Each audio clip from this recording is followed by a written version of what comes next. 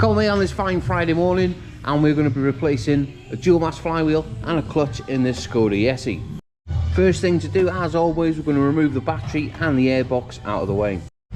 Now we've got everything out of the way, we've removed the wiring loom for the power steering rack because we have to remove the subframe.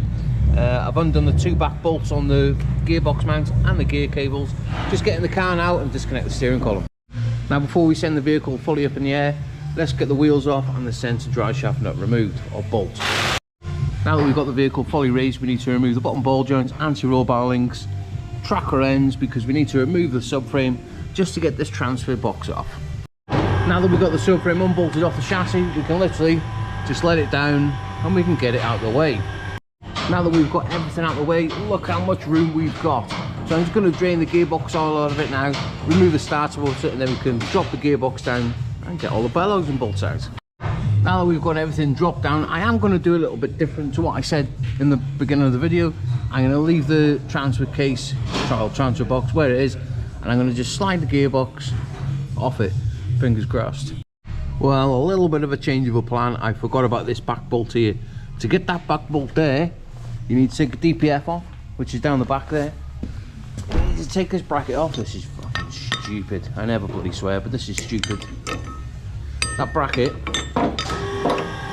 fits there, like so, and it stops that bolt coming out the back of the transfer box. But anyway, now we've got it off, we can get this box out.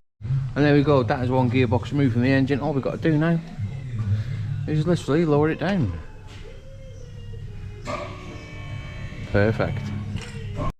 Now that the gearbox is out of the way, we need to remove the clutch plate and pressure plate, 8mm multi, and just wang it off. And there we go, that's the clutch plate and pressure plate off. As you can see, it has been slipping for a long time with the excessive heat. It's not the worst I've seen, but it's not the best I've seen.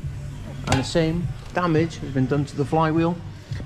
All scored and got hot, and it has also failed as well. Let's get this off. And there we go, that is the new flywheel and the new clutch plate and pressure plate all fitted to the engine. And we've also put a new concentric sleeve on, a little bit of grease around the shaft so it just slides in perfect. Now let's get this gearbox back on that engine.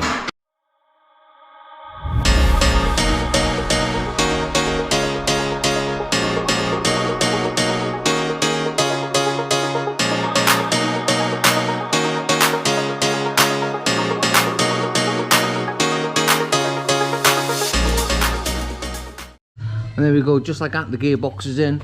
I'm going to get this transfer box on now. It's pretty boring to do. Get the DPF and subframe on, get the shafts in, and I'll show you putting some oil back in it.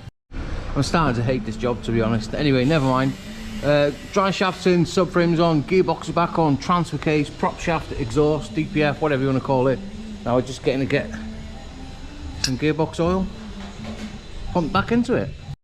Now we've got the car back on the floor with the wheels and everything on. Connect your brake bleeding bottle, set it up to 2 bar, perfectly healthy.